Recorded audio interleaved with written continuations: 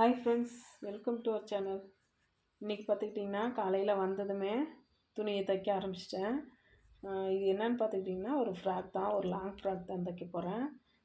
ஒரு பட்டு சாரீ மாதிரி ஒரு சாரீ கொடுத்து அதில் எனக்கு லாங் ஃப்ராக் தைச்சி கொடுங்க அப்படின்னு சொல்லிட்டு சொன்னாங்க. அதுதான் இன்றைக்கி தைக்கிறதுக்கு காலையிலேயே சுறுசுறுப்பாக இறங்கிட்டேன். எனக்கு இந்த ஃப்ராக் தைக்கிறதுன்னா மட்டும் ரொம்ப பிடிக்கும். ஏன்னு பார்த்துக்கிட்டிங்கன்னா நான் இஷ்டப்பட்டு கற்றுக்கிட்டது. அதுவும் இது எனக்கு யாருமே சொல்லிக் கொடுக்கல. நான் யூடியூப்பை பார்த்து தான் சொல்லி கற்றுக்கிட்டேன். எனக்கு இது கட்டிங்கு நான் வந்துட்டு தைக்கும்போது எனக்கு இது மாதிரி ஃப்ராக்லாம் எனக்கு அப்போலாம் சொல்லிக் கொடுக்கல. நான் கற்றுக்கிட்ட போது வெறும் ப்ளவுஸு, ஷர்ட்டு, அப்புறம் பாவாடை, உள் பாவாடை, பெட்டிக்கோட்டு இதுதான் எனக்கு சொல்லி கொடுத்தாங்க. அப்போதைக்கு இந்த ஃப்ராக்கு சொல்லி கொடுக்கலையா, இல்லை ஒரு வேளை நான் பாதியிலேயே அது நின்றுனதால் இது எனக்கு சொல்லி கொடுக்கலையா என்னான்னு தெரியல. நம்ம அவங்களையும் சொல்ல முடியாது. அதனால் இது எனக்கு அவங்க சொல்லி கொடுக்கல.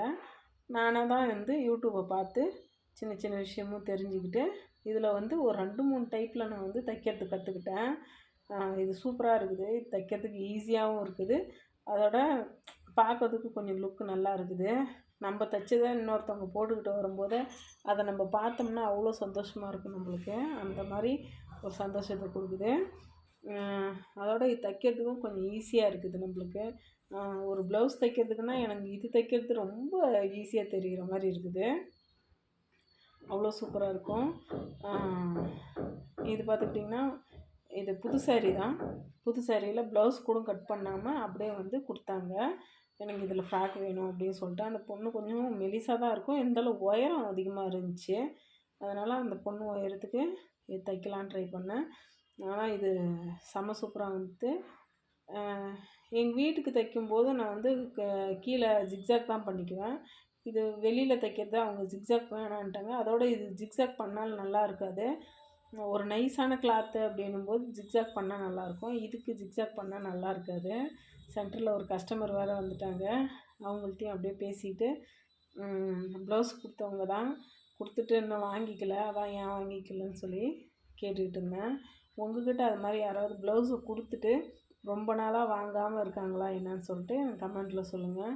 ஏன்னா என்கிட்ட கொடுத்துட்டு நிறையா பேர் ப்ளவுஸை அந்த வாங்கிக்கிறேன்ட்டு ஏமாற்றிக்கிட்டே இருப்பாங்க.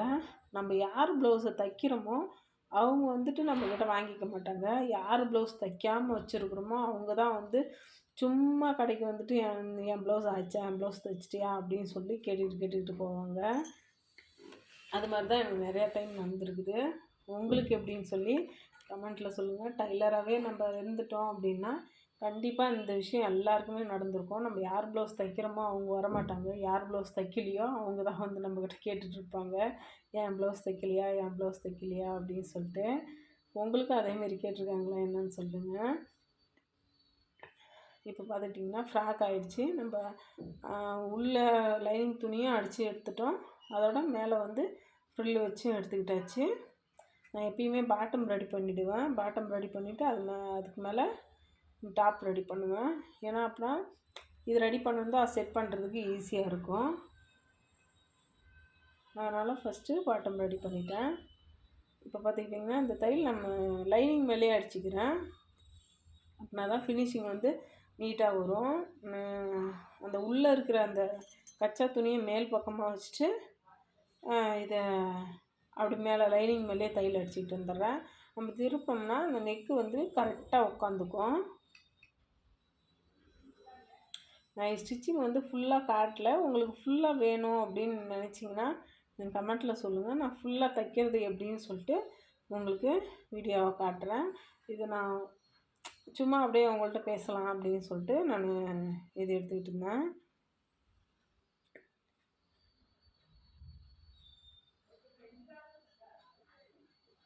அதோட உங்கள் யார் யாருக்கெல்லாம் ஃப்ராக் தைக்கிறதுக்கு பிடிக்கும் அப்படின்னு சொல்லிட்டு எனக்கு கமெண்ட்டில் சொல்லுங்கள்.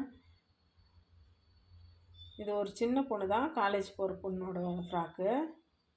அந்த பொண்ணு ஆல்ரெடி 2 ட்ரெஸ் கொடுத்துருந்தாங்க. ஒன்று தச்சு எடுத்துக்கிட்டு போயிட்டாங்க. இது 2வது ட்ரெஸ்ஸு. இது ரொம்ப நாள் ஆயிடுச்சு நான் கொடுத்துட்டு. அந்த ஒரு ட்ரெஸ்ஸை மட்டும் வாங்கிட்டு போயிட்டாங்க. இதை வாங்கிக்கவே இல்லை. அப்புறம் மறுபடியும் ஒரு டைம் தைங்க அப்படின்னு சொல்லிட்டு போனாங்க. இப்போ நான் இது வீடியோ எடுத்து ரொம்ப நாள் ஆகுது. தச்சு வச்சுட்டேன். இன்னும் கூட வந்து வாங்கிக்கல. ட்ரெஸ் கடையிலேயே தான் அப்படியே இருக்குது. அதே மாதிரி நம்ம தச்சு வச்சுட்டு வெயிட் பண்ணுவோம். அப்போ வர மாட்டாங்க. தைக்கிறதுக்கு முன்னாடி வந்து எந்த தைக்கலையா உந்து தைக்கலையான்னு சொல்லிட்டு கேட்டுக்கிட்டே இருப்பாங்க. அப்போ தான் கொஞ்சம் நம்மளுக்கு தைக்கிற மூடே போயிடும். ஏன்னு பார்த்துக்கிட்டிங்கன்னா, தைச்சவங்க வரமாட்றாங்க, தைக்காதவங்களே வந்து கேட்டுட்ருக்காங்களே அப்படின்னு சொல்லிட்டு நம்மளுக்கும் கொஞ்சம் கடுப்பாகும். அது மாதிரி எனக்கு நிறையா டைம் ஆயிருக்குது. ஒரு டைம் அது மாதிரி கேட்கும்போது கொஞ்சம் டென்ஷன் ஆகிட்டு அப்படியே உட்காந்துப்பேன். ஏன்னா தைச்சவங்க வந்து கேட்க மாட்றாங்களே, வாங்க மாட்றாங்களே அப்படின்னு சொல்லிட்டு. இப்பயும் என் கடையில் தைச்ச துணியை வந்து லேட்டாக வாங்குறவங்க ஒரு 4000த்துக்கு மேலே இருக்குது. அவ்வளோ காசுக்கு தைச்சிட்டு போயிட்டாங்க. வந்து வாங்குவாங்கன்னு வெயிட் பண்ணின்னு இருக்கிறேன். ஒருத்தரும் வந்து வாங்கலை. அப்படியே தான் இருக்குது.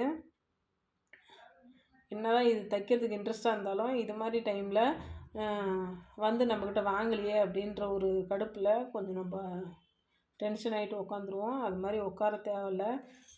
என்ன பண்ணுறது, வேறு வழி இல்லை, தைச்சே தான் ஆகணும் அப்படின்ற பட்சத்துக்கு நம்ம தைச்சி தான் கொடுத்தாகணும். பார்த்துக்கிட்டிங்கன்னா பாடி ரெடி பண்ணி வச்சு இது டிசைனுக்கு ரெடி பண்ணிகிட்ருக்குறேன் நான். ஃப்ரண்ட்டு வந்துட்டு ஏதாவது டிசைன் செய்யலாம், சரி அப்படியே வைக்க தேவையில்ல அப்படின்னு சொல்லிட்டு ஃப்ரண்ட்டில் வந்து 2 சைடும் மடித்து தைச்சிக்கிட்டு ஒரு இந்த பால் மாதிரி வைக்கிறோம் இல்லையா நம்ம, அது மாதிரி பால் மாதிரி ரெடி பண்ணி சென்டரில் வச்சுட்டு அதுக்கப்புறம் டிசைன் பண்ணலாம் அப்படின்னு சொல்லி பிளான் பண்ணி இதை அதுக்காக ரெடி பண்ணேன்.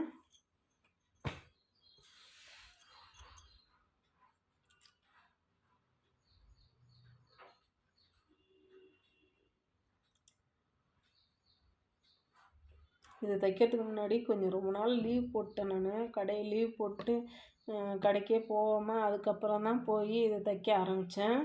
அதனால் கொஞ்சம் ரொம்ப ஸ்பீடாக இல்லாமல் கொஞ்சம் நிதானமாகவே தான் அன்றைக்கி தைச்சேன். எனக்கு பிடிச்சதுன்னு தொட்டு தான் கொஞ்சம் வேகமாக போச்சு. இல்லை அப்படின்னா அது கொஞ்சம் ரொம்ப நிதானமாக போயிருக்கும்.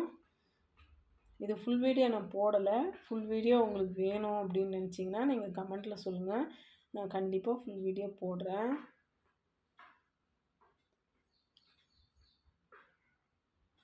அதோட இது ஃபுல்லாக முடித்து எப்படி இருக்குதுன்னு சொல்லிவிட்டு எனக்கு கமெண்ட்டில் சொல்லுங்கள். உங்களுக்கு ட்ரெஸ் பிடிச்சிருக்குதா என்னன்னு சொல்லிட்டு கமெண்ட்டில் சொல்லுங்கள். பாருங்கள், இதான் ஃபுல்லாக ஃபினிஷிங் ஆன பிற்பாடு இப்படி இருக்குது. ட்ரெஸ்ஸு உங்களுக்கு பிடிச்சிருந்ததுன்னா லைக் பண்ணுங்கள், ஷேர் பண்ணுங்கள், கமெண்ட் பண்ணுங்கள். மறக்காமல் நம்ம சேனலை சப்ஸ்கிரைப் பண்ணிக்கோங்க. ஓகே ஃப்ரெண்ட்ஸ், தேங்க்யூ ஃபார் வாட்சிங். Bye friends.